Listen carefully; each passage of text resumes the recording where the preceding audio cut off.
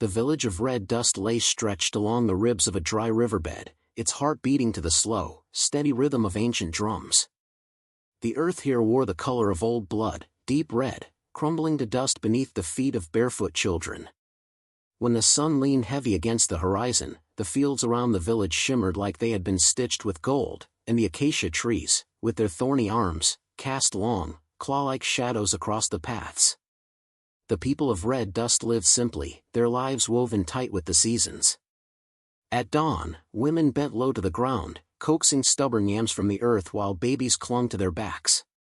Men hunted antelope beyond the hills, their spears gleaming under the pitiless sun. When the work was done, they gathered under the broad leaves of the baobab tree, sharing sour milk and stories too old to remember their first telling. Life moved like the river once had, slow, predictable, sacred.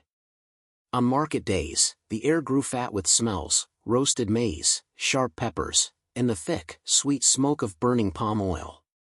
Drums rolled like thunder through the dust, and the young ones, skin gleaming with shea butter, danced until the stars blinked awake. Elders, faces carved by time, watched with soft smiles, remembering days when they too had moved like flames in the night. Laughter rose like birds startled into the air, scattering into the blue dome of the sky. Yet even in red dust, sorrow sometimes planted its seeds where the soil was richest.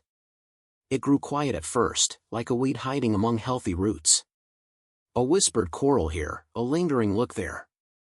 Losses weighed heavier than any basket carried to market. Wives were sometimes buried under the same acacia trees where they once plucked pods for their children.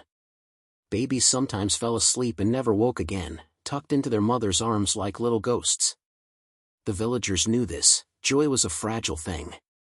One dry season too many, one jealous whisper too loud, and the whole fabric of life could unravel before a man had time to shout a prayer. Still, they rose with the sun each day. Still, they sang. There was an old saying in red dust, even a cracked drum can sing if the heart strikes true. They wore their hardships like their woven cloaks, with pride, with patience, stitched with invisible threads of hope. They knew that the land remembered every footprint, every story, every broken promise. At the very edge of the village, where the thorn bushes thickened and the goats grazed in the half-shade, a small compound sat hunched in quiet. Its mud walls had been mended many times, its thatched roof sagged like a tired old man. There, a girl named Amara would soon find that sorrow had not forgotten her. Her laughter, once as bright as morning birdsong, would be tested against the silence of cruelty. Her spirit, strong like the roots of the baobab, would be called to rise when everything around her begged her to fall. But for now, red dust slumbered under a velvet night, dreaming of harvests and rivers that no longer ran. Amara was born on a morning when the river mist still clung to the fields, and the first songs of the weaver birds stitched silver through the air. Her mother said she came laughing into the world, a sound so pure that even the midwives wept with joy. They named her Amara, meaning grace, for she moved through life as if blessings followed wherever she stepped. Her laughter was bright as river water tumbling over stones, and her voice, when she sang, floated lighter than the morning breeze. The villagers often paused their work to listen when Amara carried her songs down the paths, scattering melodies like wildflower seeds. Children would drop their chores to chase after her, and old men nodded from their mats, warmed by the simple music that needed no drum to carry it. Amara's heart beat strongest for the small compound of animals her family kept. The goats were her friends and her confidants, each with a name whispered against their ears like a secret. She knew them not by color or size but by the shape of their stubborn wills: Tattoo, who kicked dust into her skirts when annoyed, Cece, who nibbled the ends of her braids when she thought Amara wasn't looking, and Baba, the old male who had long given up on pride but still stood watchful over the younger ones. Each morning, before the heat thickened the air, Amara could be found among them, brushing their coarse fur with a branch broom, crooning songs that she made up on the spot. She believed that goats, like people, grew better with love and music. When storms rattled the sky and the goats huddled tight against the pen, it was Amara who braved the lashing winds to soothe them, wrapping her arms around their trembling bodies. Her mother, Abony, was the sun around which Amara's small world turned. She was a woman of few words but strong hands, and her laughter was the secret ingredient in the meals she cooked. Ebony wore her love like a second skin, soft but unbreakable. In the evenings, when the air cooled and the cicadas began their high singing, mother and daughter would sit together, shelling beans or patching old cloth, weaving dreams into their chores as easily as thread into fabric. Ebony told Amara stories of places beyond the red dust and thorn trees, cities where the buildings shone like captured stars, rivers so wide that even birds grew tired crossing them. Amara listened with wide eyes, her heart soaring higher than the eagles that circled the hills. She dreamed of journeys, of seeing the ocean's endless mouth, of touching mountains whose heads wore crowns of mist. Yet for all her dreams, Amara never turned her nose up at the life she had. She loved the rough music of the village, the clatter of pestles pounding yam, the hoots of children playing catch the snake, the steady thrum of life unrolling like a woven mat. She loved the smell of roasting maize, the scratch of dry grass against her ankles, the soft sigh of goats settling down to sleep. She loved most of all the way her mother's arm curved around her shoulders when the stars came out, pulling her close against the chill. Sometimes, when the moon hung low and fat in the sky, Amara would creep from her sleeping mat and slip outside. She would sit by the pen, singing lullabies to the goats under her breath, as if wrapping them, in herself, in a blanket of sound. She sang songs of journeys and songs of home, songs of mothers who never left and daughters who always found their way back. She believed if she sang loud enough, long enough, the world would hear her and keep her safe. She was still too young to understand that even the brightest laughter can be muffled, that even a heart full of songs can be bruised. But for now, Amara's days were stitched from joy and wonder, her nights wrapped in the unbreakable threads of a mother's love. Her spirit stretched out toward the future like a kite straining against its string, eager to see what waited beyond the acacia trees. And though she did not know it yet, sorrow had already begun its slow, patient walk toward her doorstep, wearing the face of change. The harmattan came early that year, sweeping in from the north with its dry, whispering breath. It turned the air thick and heavy, painting the sky a sickly gray and stealing the moisture from every living thing. The leaves curled and fell, brittle as old bones. The goats coughed in the mornings, their noses caked with dust, and even the riverbed cracked and split like broken pottery. People moved slowly through the haze, wrapping cloth around their mouths, speaking only when necessary, as if words themselves would turn to powder. It was during one of these wind-choked mornings that Ebony fell ill. At first, Amara thought it was nothing, just the dryness of the air catching in her mother's throat, the tiredness from too many days spent grinding maize and tending fires. But soon Ebony's laughter, once rich and warm, withered into a hollow rasp. Her hands, once strong enough to lift sacks of yam, trembled when she tried to tie her headscarf. At night, Amara lay awake listening to the rough rattle of her mother's breathing, counting the spaces between each shallow gasp. The village women came, whispering behind their hands, bringing calabashes filled with bitter roots and steamed leaves to draw the sickness out. They smeared Ebony's forehead with river clay and chanted songs older than memory. The men gathered outside the hut, silent and grim, their faces carved from worry. Amara watched it all with wide, frightened eyes, clutching a threadbare cloth to her chest, willing the spirits to listen, to show mercy. But the harmattan listens to no prayers. One dawn, when the sky was still dark and the stars shivered like small flames, Ebony slipped away. Her spirit rose quietly, like mist leaving the river, and the air in the hut grew still and empty. Amara found herself on the floor, rocking back and forth, her sobs caught deep in her chest where even the dust could not reach. The mourning began immediately.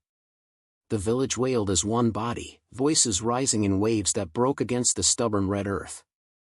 Women painted their faces with ash and river clay, marking themselves with sorrow.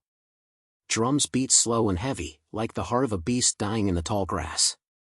Every step, every sound, every breath became part of the ritual of loss. Amara sat at the center of it, dry-eyed and broken, feeling as if the world had shifted under her feet and left her floating, weightless and unseen. They wrapped Ebony's body in white cloth, thickly embroidered with cowrie shells for safe passage into the next life. Her hands were folded over her chest, a simple carving of the moon slipped between her fingers. As the villagers carried her out into the dust-choked morning, Amara stumbled after them, reaching out as if she could still hold on to her mother's warmth. But the harmattan stole even that. It snatched her tears before they could fall, scoured her skin raw, whispered in her ear that nothing stays, nothing endures. Her father, Obesai, stood apart from the mourners, his face a mask carved from grief. Where once he had been a man quick to smile and slow to anger, he now moved like a shadow, hollowed by sorrow. He barely touched his food, barely touched Amara. He spent long hours staring into the hearth where the flames had burned low, seeing something she could not see. Loneliness clung to him like a second skin, heavy and suffocating. He tried, in his own broken way, to keep life stitched together, feeding the goats, mending the roof, but his hands moved without heart.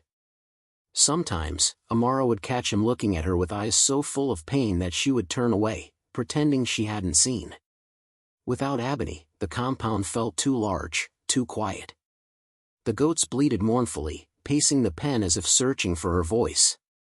The pots and baskets seemed heavier, the floors harder, the nights longer. Amara sang less and less. The songs caught in her throat, tangled in sorrow too thick to untie. The red dust covered everything, the walls, the fields, the footprints leading away from the compound.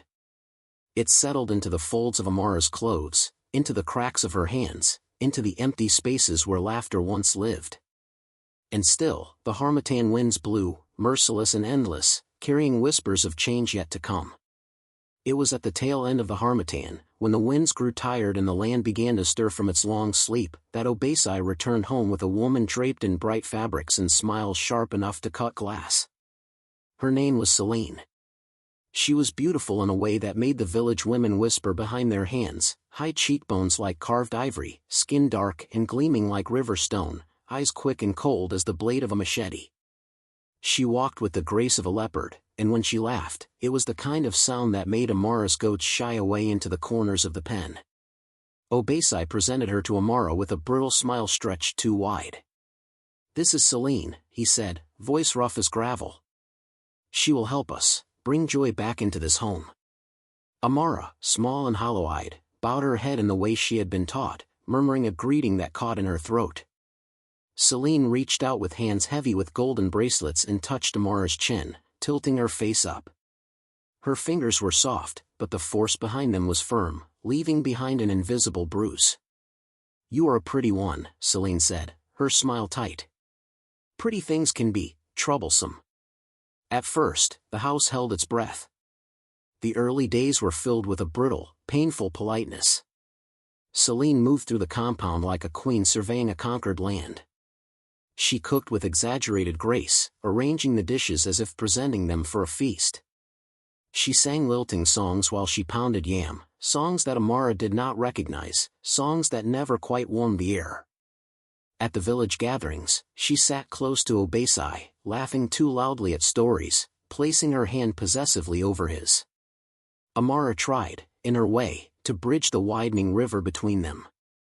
She offered Selene garlands made from the few flowers hardy enough to survive the dry season. She brushed Selene's elaborate braids carefully with her small hands. She even taught Selene the names of the goats, believing that kindness could root itself even in hard ground. But the kindness did not take. It wilted under Selene's gaze. Slowly, like a pot left too long on the fire, the small cracks deepened. Selene's smiles became rarer, replaced with glances that flickered with resentment. She began to mutter under her breath when Amara entered her room. She took to moving Amara's things without telling her, scattering her woven mats and cherished beads into corners where the goats might trample them. She left Amara out of small blessings, the warmest portion of stew, the extra strip of cloth when the nights grew cold. Worse, she began to seed words into Obesai's tired ears. "The girl is too wild," she said once, loudly enough for Amara to hear as she swept the courtyard. "She disrespects her elders. She brings shame with her head always full of nonsense." Obesai said nothing, only sighed and stared into the middle distance as if trying to remember a time when life had been simple. But Selene noticed. And encouraged by his silence, her bitterness flowered into cruelty. She made Amara scrub the goats' pens until her hands bled and her back ached. She rationed Amara's food, claiming she needed to learn discipline. She denied her songs, snapping at her if she dared to hum even under her breath. Slowly, Amara's laughter, a thing that had once filled the compound like the scent of sweet blossoms, faded until it was nothing more than a memory clinging to the cracked walls. Yet, despite everything, the villagers still greeted Amara with warmth when she walked to the market. The old women still pinched her cheeks fondly. The children still chased after her, calling her name like a charm against sadness. And it was this, more than anything else, that kindled a deeper fury in Celine's chest. No matter what Celine did, Amara remained beloved. It burned Celine like a hidden ember buried under dry leaves, smoldering hotter with each passing day. She began to look at Amara the way a hawk looks at a rabbit, waiting for the moment to strike. And Amara, though young, could feel it. In the sharpness of Celine's glances. In the heavy way the air settled around her shoulders when Celine was near. She knew something was coming. She could feel it in her bones the way the village goats sensed a coming storm. The red dust that had settled into every crack and crevice of their lives began to stir again, swirling low against the earth as if preparing for another reckoning. Change was coming. And this time, it would not pass as gently as the harmattan winds. It happened just as the sun bowed low, staining the sky with smears of burnt orange and bruised purple. The village was settling into evening, fires beginning to crackle, the smell of roasted yams and spiced meat weaving through the dusty air. It should have been a time of peace, a time when laughter floated on the wind and families gathered close. Instead, a new cruelty was about to unfold. The accusation came swift and sharp. A broken water jar, a goat missing from the herd, small things, but Celine spun them into a tapestry of blame so quickly that Amara could hardly catch her breath. Her words were knives, each one slicing deeper than the last. Lazy girl. Disobedient child. Celine hissed before the watching villagers. You think you can shame this house? You bring dishonor with your stubborn spirit. Obasai, tired and hollow, nodded wearily at her words without even looking into Amara's eyes. That was the final, silent blow. The one that shattered whatever pieces of safety still clung inside her chest. Celine's sentence was swift. From tonight, you will sleep where you belong, with the beasts you love so much. The crowd murmured, a few gasps of disbelief, but no one spoke against her.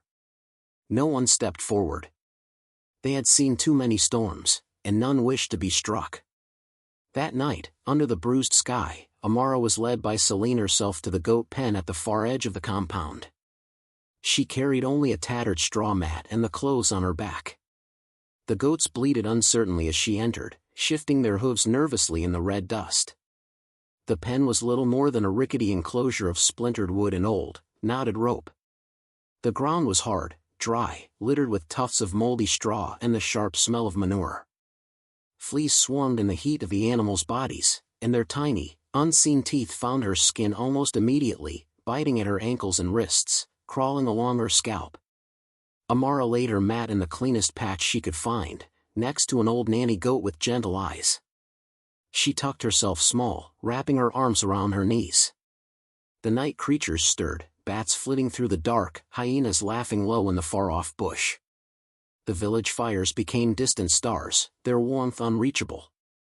She shivered as the night's cold wrapped around her, a different kind of touch than Celine's cruelty, but just as merciless. Every sound was magnified, the restless shifting of goats, the scratch of claws in the dirt, the wind moaning low through the thorn trees. She squeezed her eyes shut, pretending she was somewhere else. In her mother's arms. Under the mango trees where songs used to rise with the sun. But no matter how tightly she clutched her memories, the truth pressed heavier. She was alone. The goats, sensing her sorrow in some way that humans could not, drew closer. A small kid nuzzled her side. Another lay down heavily against her back, offering the clumsy comfort of its warm, beating heart. Amara buried her face in the coarse fur and wept silently, her tears soaking into the dust, swallowed whole by the unfeeling earth. Above her, the stars wheeled on, indifferent. In that bitter cradle of dust and fur and loneliness, a part of Amara withered. But another part, something quieter, fiercer, curled tighter around her heart like a seed buried deep, waiting for the rains to come. Selene had wanted to shame her, to strip her of her dignity. But she had forgotten that some things grow stronger in the dark. Amara slept fitfully that night, her dreams jagged and restless. Yet, as the first thin cries of morning stirred the air, and the goats rose around her like faithful sentinels, she opened her eyes with something new burning quietly behind them. A small fire. A stubborn, unyielding flame. The days bled into each other, a slow-moving river of dust and hunger and silence. Amara no longer kept track of time by the sun's climb but by the rhythm of the goats, their restless mornings, their lazy afternoons, their soft snoring as the night fell like a curtain. In the world outside the pen, the village pulsed on without her, a place of human laughter and voices she no longer belonged to. But inside the ragged circle of wood and thorn, Amara wove another life for herself, stitched together from songs and dreams. In the cool hours before dawn, when the stars still glittered sharp and the earth was not yet a furnace, she would sing to the goats. Very quietly at first, just a hum, the same way her mother had sung lullabies in the small hut with mud walls and a thatched roof. The goats, drawn by her soft voice, would gather near, their breaths steaming in the chill, their eyes reflecting the faint light like tiny moons. Sometimes Amara sang the songs she remembered, about brave women who rode lions, about rivers that swallowed sorrow whole. Other times, she made up songs of her own, wild, wandering melodies that floated into the thorn trees and vanished. In those songs, she traveled far beyond the cracked red earth of her village. She imagined rivers so wide they touched the sky, cities where houses shimmered like shells, mountains wrapped in cloaks of mist. She sang of marketplaces bursting with colors, of oceans where the fish wore crowns, of forests where the trees whispered secrets only she could hear. In these moments, she was not a girl sleeping on goat-stained straw. She was a queen. A warrior. A traveler between worlds. Around her neck, hidden beneath her tattered tunic, hung the crescent moon necklace her mother had given her on her 7th birthday. It was simple, a piece of smooth cow bone shaped by careful hands, but to Amara, it was a talisman more powerful than any spear or shield.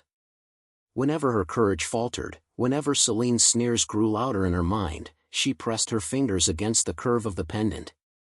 She closed her eyes and remembered her mother's hands tying the thin leather cord around her neck, the smell of roasted groundnuts in the air, the way her mother had said, "You are part of the sky, Amara. Part of the stars. No dust can bury you forever." She would whisper those words into the fur of the goats, into the hollow of her own cupped hands, into the lonely ache of the wind. Some nights, she dreamed she was walking barefoot across a bridge of stars, the crescent moon above her swelling into a full, blinding circle of light. In those dreams, her mother stood at the other side, arms open wide, calling her home. She clung to these dreams as tightly as a drowning swimmer to a piece of driftwood. They were her armor against despair, her secret rebellion against the smallness of the pen, the cruelty of Selene, the emptiness of her father's turned back. And somehow, through the endless sameness of her days, she grew. She learned the language of the goats, the way they warned each other of snakes, the way they greeted a newborn kid. She learned to track the changes in the wind, to read the coming of rain in the way the ants hurried across the dirt. She learned patience, and silence, and the fierce pride of surviving what was meant to break her. The village had forgotten her. Even the children who used to laugh with her now looked away as they passed, pretending not to see the ragged girl among the animals. But Amara saw them, and she forgave them, even as she built invisible walls around her heart. At night, as the stars blinked open and the goats huddled close for warmth, she would lie awake and trace stories across the sky with her finger. In one story, a girl lived in a golden palace and wore robes spun from sunbeams. In another, she sailed across a sea of singing fish to a land where sorrow was just a forgotten word. And in every story, she wore the crescent moon around her neck, and her mother's voice was never far from her ear. Dreams were all she had. But they were enough to keep her alive. For now. The dry season had worn the village roads into deep ruts, but now, as the third moon waxed full, everything shimmered with life again. Women bent low over vats of indigo dye, their hands stained blue as they beat new patterns into cloth. Boys clambered up the baobab trees, hanging fluttering banners woven from palm leaves and bright scraps of cotton. Even the air seemed stitched with music, the thudding of drums, the shrill call of flutes, the laughter of girls trying on strings of cowrie shells. It was the time of the third moon festival, the most sacred and joyous of all their celebrations. It was said that during this time, the boundary between the spirits and the living grew thin. Blessings fell like rain on those who danced, sang, and honored the old ways. Children born under the third moon were thought to carry a touch of magic in their blood. Amara knew the festival's every rhythm. She had grown up waiting for the season, spinning in dizzy circles beneath the trees as the first drums began to sound. She had watched her mother weave dresses of golden thread for the dances, had tasted the first sweet yams roasted in the festival fires. She had once been part of it, a laughing girl among the throng. Now, she watched from the cracked wooden fence of the goat pen, half hidden behind a sagging sheet of hide. The scent of roasted meats drifted toward her, rich and maddening. She could see the crimson and gold fabrics swirling like living flames, the glint of jewelry as women moved through the crowd like queens from old stories. Her heart ached so fiercely that it felt like a hand squeezing her chest. She pressed her forehead against the rough wood, willing herself to be invisible, to become smaller, smaller, until maybe she could disappear into the dust itself. Celine had forbidden her to attend. Not with angry words, but with a cold, smiling decree spoken just loudly enough for the others to hear. Some are meant for celebration, she had said, looking directly at Amara, and some are better suited for the dark. The villagers had nodded silently. No one had spoken for her. No one had questioned why the daughter of morning songs now lived among animals. Some had forgotten, others simply found it easier to pretend she no longer existed. A ghost among the living. Amara clutched the worn strap of her crescent moon necklace, the only thing still tethering her to a life that had once been filled with laughter. She tried to hum to herself, tried to imagine she was somewhere else, but the sounds of the festival were too close, too real. Every drumbeat felt like a nail hammered into her ribs. The goats shifted uneasily, sensing her sorrow. One nuzzled her arm with a rough, wet nose, and she managed a small, broken smile. She rested her cheek against its coarse fur, drawing comfort from the simple steadiness of the animals that had become her only companions. From her hidden spot, she saw the young girls she had once played with, dancing in circles, their anklets made of seeds rattling with each step. She saw mothers plaiting their daughters' hair into intricate spirals, weaving in feathers and beads. She saw the old men pounding on drums so large that two men had to carry them, the skins taut and gleaming in the firelight. The music rose and fell like breathing, sometimes frantic, sometimes slow and mournful, always beautiful. It was a river she was no longer allowed to swim in, a song she could no longer sing.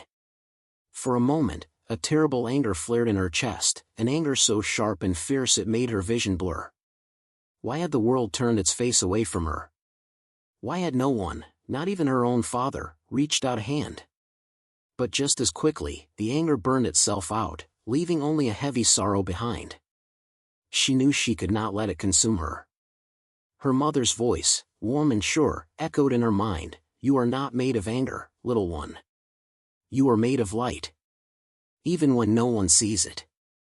So she sat there, in the dust and the twilight, as the festival roared on without her. She sang very softly to herself, a song so low and secret that even the wind seemed to lean closer to hear. She would not dance tonight. She would not taste the sweet yams or weave her hands into the living river of dancers. But she would endure. And sometimes, endurance was a song all its own.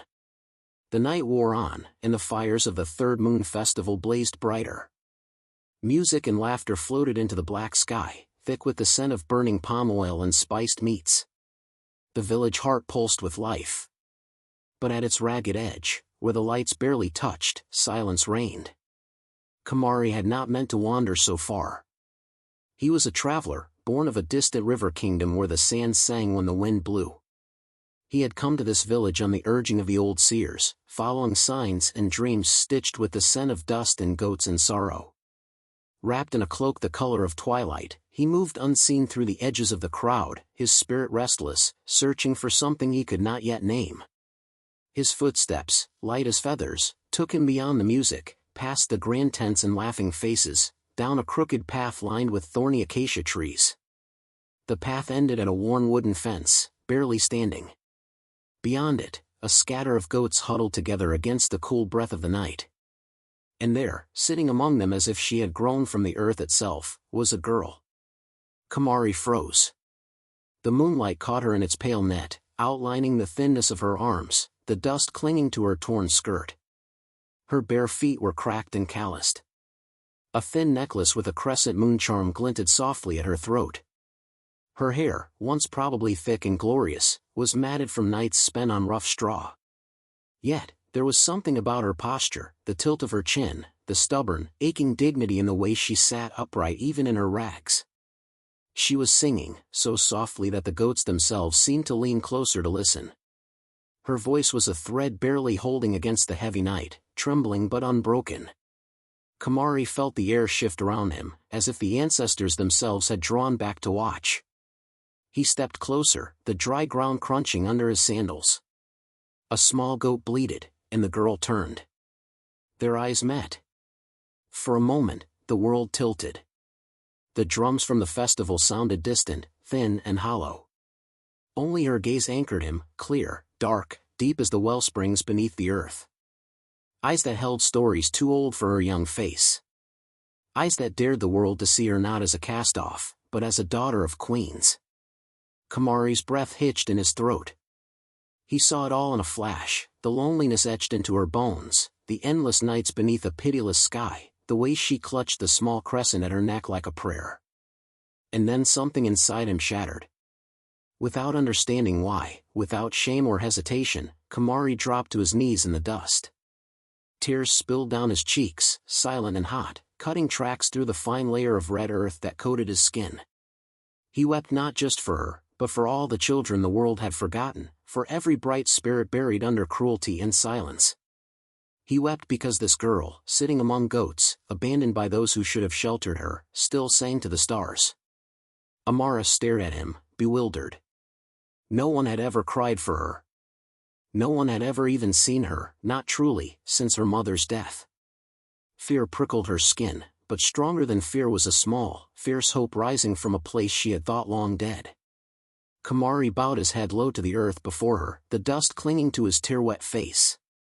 In the old ways, this was not how a man greeted a stranger. This was how one greeted a being blessed by the spirits. Finally, he found his voice. "I have traveled many lands," he said, voice thick with emotion. "I have feasted in palaces, and listened to kings boast by golden fires. But never have I seen a queen more noble than you." Amara blinked, sure she had misheard him. A queen? She, who slept on straw and bathed in goat troughs. Kamari rose slowly, wiping his face with the back of his hand, though the tears still clung to his lashes. He pulled from his belt a small cloth-wrapped bundle. Inside was a piece of bread, a dried fig, a carved wooden flute. Offerings he had meant to place on the festival altar. Instead, with great reverence, he placed them on the ground before her. "For you," he said simply. The goats stirred, sensing the change in the air, their small hooves shifting uneasily in the dirt. Amara's hands trembled as she reached out. Not for the bread, not for the fig, but for the flute. She cradled it gently, as if it were made of the thinnest glass. For the first time in many seasons, her heart beat not in sorrow, but in wonder. Kamari smiled then, a smile lit from within, as if he had found exactly what he had been seeking all along. He extended a hand to her, palm up, offering not just food or comfort, but something far greater, recognition. Amara hesitated, torn between the fearful habit of rejection and the desperate yearning to believe this was real. The crescent moon overhead seemed to pulse softly, and the warm night air wrapped around them like a blessing. Finally, with a breath as small as a sigh, Amara placed her hand in his, and so, in the dust and shadows where no one had thought to look, under the careless roar of distant celebration, a different kind of magic was born. Not of spells or charms, but of a soul seeing another soul and refusing to turn away. Kamari's voice cut through the murmurs, low but commanding, like distant thunder. "She bears no shame," he said, his eyes never leaving Celine's. "You speak of honor, yet you let cruelty fester in your home, like rot beneath sweet fruit." Celine flinched but recovered quickly. She threw her arms wide, turning to the watching villagers as if to pull them onto her side. "I took her in," she cried. "Fed her, clothed her. And she repaid me with disobedience, with disrespect. What choice did I have?" From the crowd, an elder woman, Yaya Moro, wrinkled and wise, narrowed her eyes. "We saw no disobedience," Yaya said slowly. "Only a child's quiet hands. Only a girl's songs to the goats when no one watched." Murmurs grew louder. A few villagers nodded, recalling the songs that had floated over the fields at dusk, notes so soft they were mistaken for the wind. Others remembered how the goats, once unruly, had become docile under Amara's care. The truth, hidden so long beneath habit and indifference, began to rise like smoke from a banked fire. Celine's face twisted with frustration. She turned again to Amara, pointing a shaking finger. "She is a witch. She charms the beasts. She sings curses into the soil." The accusation, once it might have worked. But tonight, it withered in the night air. Amara, who had been silent all this time, stepped forward. Her bare feet made no sound against the packed red earth. She lifted her chin, and when she spoke, her voice was not loud, but it carried, each word falling with the weight of truth. "I am no witch," she said. "I am my mother's daughter. I am the daughter of mourning songs and the keeper of small kindnesses. I love the goats because they listen when no one else would. I sang because I had nothing else to give but my voice." A hush fell, so deep it seemed the earth itself was listening. Amara's eyes moved across the crowd, seeking faces she had once known, the neighbor who used to give her tamarind sweets, the uncle who taught her to braid grass into mats, the girl who once played clapping games by the well. "I did not curse the soil," she said, her voice stronger now. "I blessed it with the only gift I had left." Kamari watched her with awe, his hand resting lightly on the hilt of his staff. Celine opened her mouth again, but this time, no words came. Her lies crumbled like dry leaves. Yaya Moro rose slowly from her stool, her joints cracking like old wood. She hobbled forward until she stood before Amara. Then, to everyone's astonishment, she bowed low, her forehead brushing the dust at Amara's feet. One by one, others followed, elders and children alike. They bowed not in pity, but in reverence. They bowed for the strength it had taken to endure, for the song that had survived where only silence was expected. Celine backed away, stumbling, her eyes wide with disbelief. "She will stay in my house," Yaya Moro said, straightening with difficulty. Her voice was iron. "And she will be treated as what she is, one blessed by the spirits, not cast out by fearful hearts." Kamari nodded solemnly. "I will speak with the king," he said. "This village must remember, it is not the one who wears the finest cloth who holds the favor of the ancestors, but the one whose spirit shines, even from the darkest corner." The people murmured in agreement, shame and wonder mixing in their throats. They realized, each in their own hearts, how easily cruelty had worn the mask of tradition, how quickly kindness had been left to wither. As the villagers dispersed, heavy with thought, Amara turned to Kamari. He met her gaze without pity, only fierce respect. "You sang to survive," he said softly. "Now, you will sing to live." And for the first time in many moons, Amara smiled, not the small, secret smile she gave the goats, but a full, bright smile that lit the night like the first star rising. The festival fires crackled back to life. Somewhere beyond the thorn trees, a drumbeat began again, steady and slow, like a heart remembering how to hope.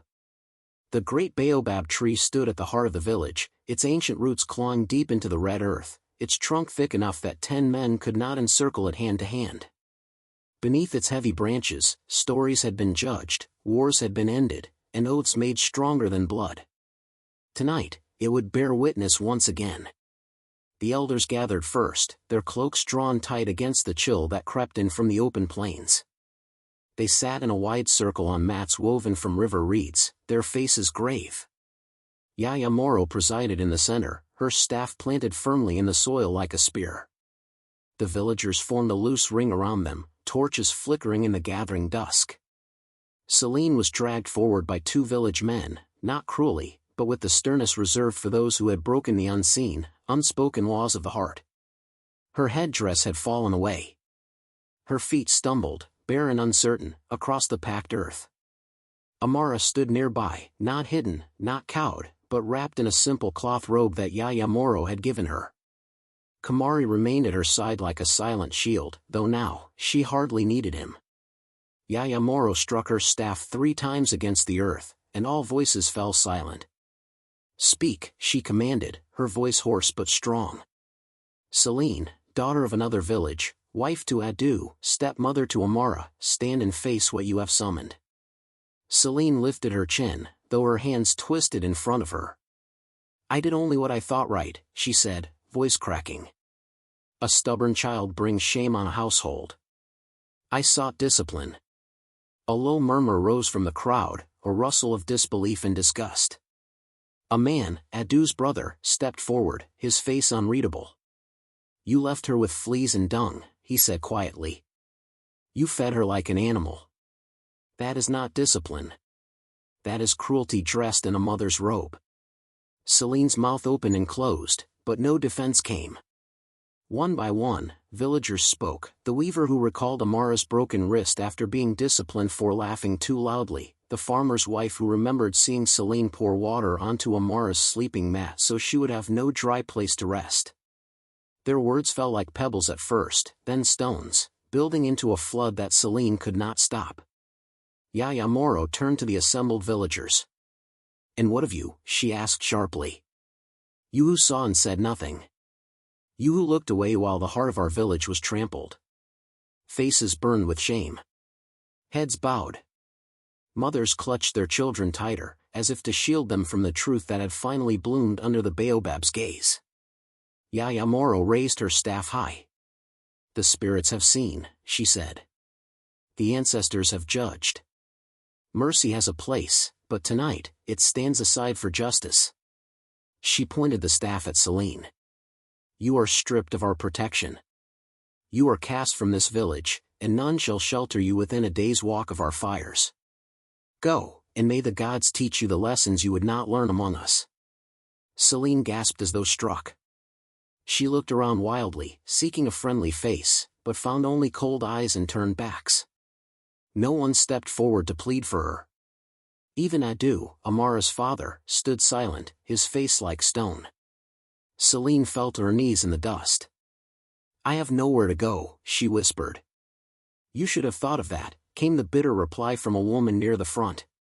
"When you had a home, and turned it into a prison for a child." Without another word, Selene stumbled to her feet and fled into the night, her figure swallowed by the shadows beyond the torchlight. No one followed. Under the baobab, the villagers remained still, heavy with the weight of what had passed. Then Yaya Moro turned to Amara and beckoned her forward. Amara approached slowly. She half expected scorn or pity. But instead, Yaya Moro reached out and placed her gnarled hands on Amara's shoulders. "You have suffered," the elder said, voice trembling. "And yet you stand straighter than any here. You are the daughter of the soil, the granddaughter of the first singers. From this day forward, you walk among us not as a goat girl, but as a blessing we almost lost." The villagers, shamed and grateful, echoed the elder's words in low voices. Kamari placed a hand over his heart and bowed deeply to Amara.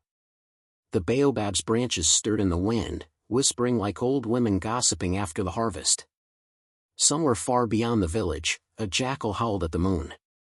But here, at the foot of the ancient tree, a different kind of song was rising, one stitched with truth, forgiveness, and the slow weaving of a broken family into something stronger. Amara stood quietly, feeling the night press against her skin like a second birth. No longer unseen. No longer alone. The torches had burned low, and the village began to dissolve into pockets of murmuring families. Some carried their children back home, others lingered under the ancient baobab, unwilling to break the fragile peace that had settled over them. Amara stood alone for a moment, breathing in the deep, smoky night. The scent of red dust and dry grass filled her lungs, a scent she had known all her life, but tonight, it smelled different. Lighter. As if the air itself had been washed clean by what had happened under the baobab's watchful eyes. Kamari approached her slowly, his feet silent against the earth. He said nothing at first, only offering a simple folded cloth, thick and woven with the blue dye of distant rivers. She accepted it silently, draping it over her thin shoulders. It was warm, comforting, but it was not the cloth that warmed her heart, it was the simple, wordless kindness. For a long moment, they stood side by side, watching the embers of the last fire drift up toward the stars. "You have every right to be angry," Kamari said at last, his voice low, like the rumble of distant drums. "To hate them. To curse them." Amara thought about that. She thought about the cold nights on the straw mat, the way her stomach had knotted with hunger and sadness. She thought about Celine's sharp words, the villagers' turned faces, her father's silence. She felt the hatred flicker in her chest, a bright, hot coal. But then she remembered her mother's laughter, like rain after drought. She remembered the goats nuzzling her in the darkness, the songs she sang to the moon when no one else listened. She remembered the strength she had found within herself, the way her spirit had refused to bow, even when her body had. Slowly, deliberately, she exhaled, and with that breath, let the hatred fall away. "I will not carry their shame in my blood," she said. "It is too heavy. It is not mine." Kamari turned to look at her fully then, and something like pride glimmered in his dark eyes. He crouched down, drawing lazy patterns in the dust with a fingertip. "I am traveling east," he said. "Beyond the river with no name, beyond the mountains that touch the sun. I seek a village that lives on the clouds of the earth. They say their drums can call rain from a clear sky." Amara tilted her head, curiosity sparking for the first time in many moons. "You speak like a weaver of dreams," she teased lightly. He laughed, a rich, easy sound. "Perhaps. Or perhaps I have seen enough of sorrow to know that dreams are worth chasing." He stood and offered his hand, not in command, not in pity, but in invitation. "Come with me," he said. "Not as a servant. Not as someone to be pitied. Come as yourself, as Amara, daughter of morning songs, sister of the wandering wind." The night seemed to hold its breath. Beyond the village walls, the goats stirred softly, sensing the change in the air. Somewhere far away, a lion rumbled low in its throat, greeting the stars. Amara looked back once, toward the small house where her childhood had cracked like old pottery. She felt no pull, no ache. Only a quiet farewell. Without hesitation, she placed her hand in Kamari's. The dust rose gently around their feet as they began to walk, not fast, not fleeing, but stepping toward something vast and unknown. The moon, still thin and silver, followed them like a silent blessing.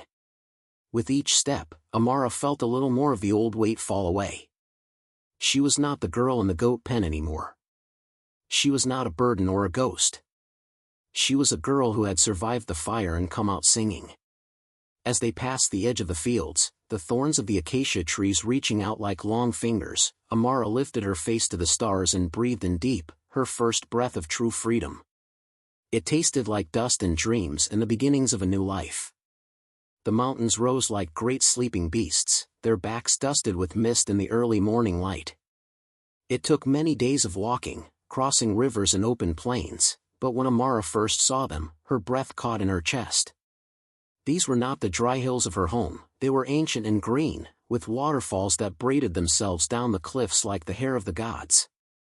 At the foot of these mountains, nestled between groves of fruit-heavy trees and fields of singing grasses, was Kamari's village. The people greeted Amara with cautious smiles at first. Strangers were rare, and her scars spoke of untold stories. But they did not turn away. They did not point or whisper. They let her settle like rain seeping into thirsty soil, slowly, patiently. Kamari introduced her to the elder women who wove cloth bright as bird feathers, and to the men who shaped drums that could speak across valleys. Children, curious and unafraid, tugged at her sleeves and asked her endless questions about the world beyond the river. Amara found herself laughing more than she had in years. Her laughter was different now, deeper, steadier, but it was laughter all the same. It bubbled up when the little ones played tricks on the goats, when the women sang as they worked, when the men told boastful, exaggerated stories around the fire. Slowly, she wove herself into the fabric of the village. She began teaching songs she remembered from her mother, songs about the morning breeze, about the dance of shadows, about hope stitched into every sunrise. The children loved them most, their high voices weaving with hers until it sounded as if the mountains themselves were humming along. Her hands grew strong again, kneading bread, gathering herbs, mending torn cloth. She learned the paths through the forests, the ways to find sweet water even in dry seasons.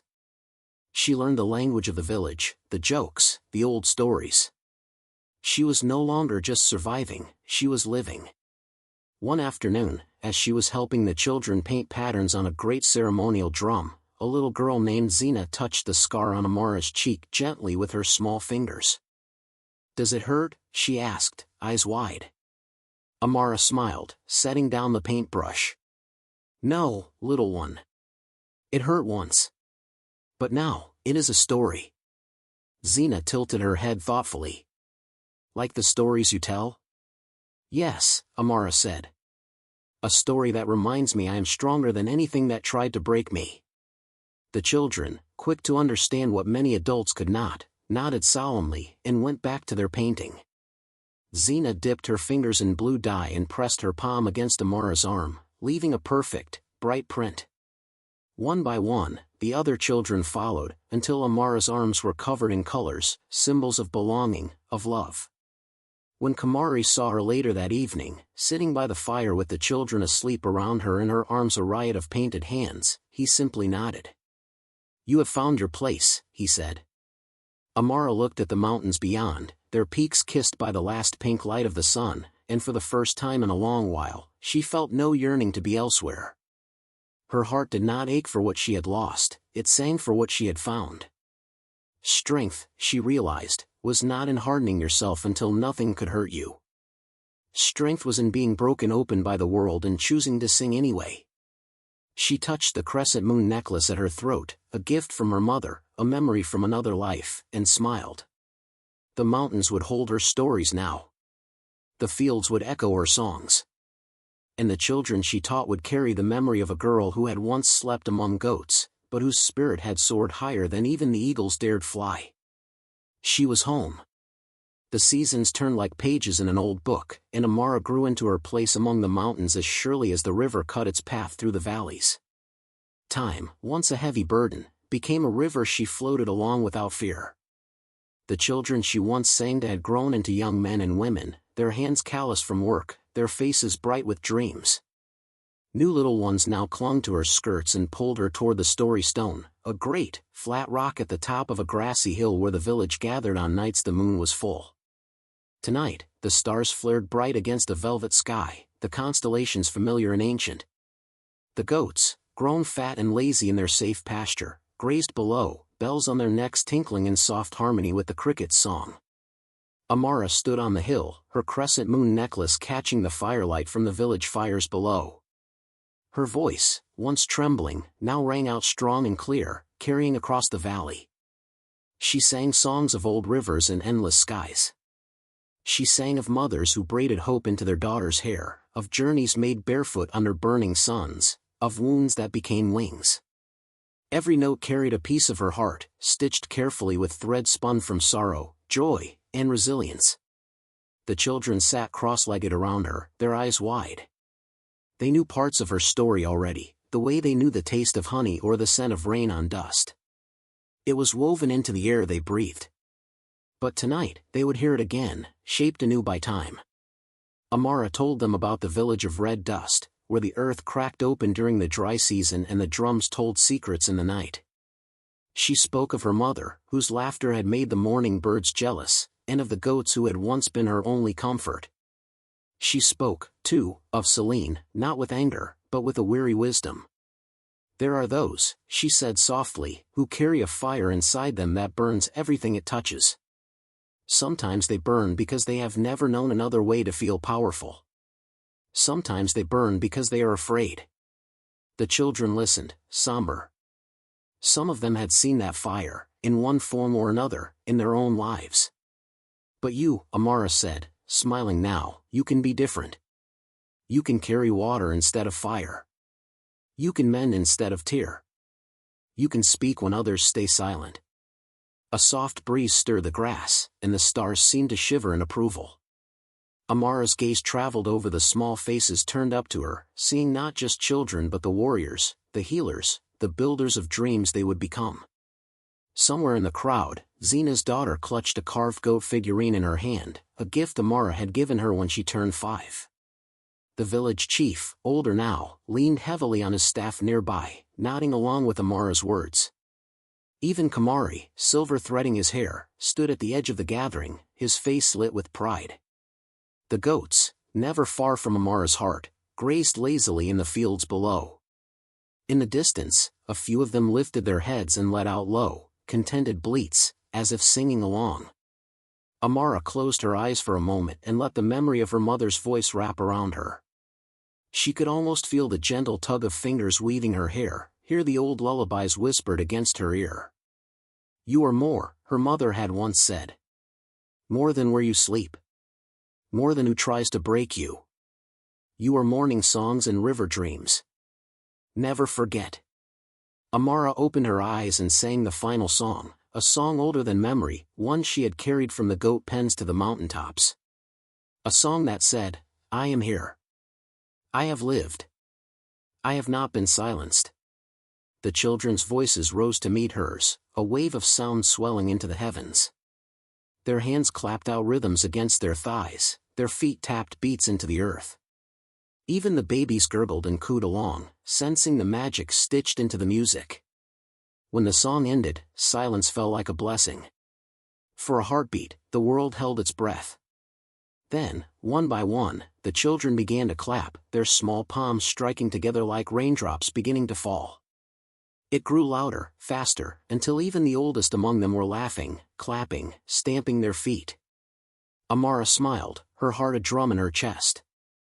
This was what she had fought for, not revenge, not pity, but this, the power to turn pain into music, to turn scars into maps for those who would come after her.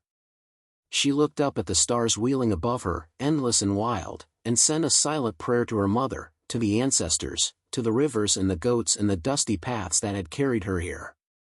Thank you. And somewhere, she was sure, the spirits sang back. The story would live on. It always did.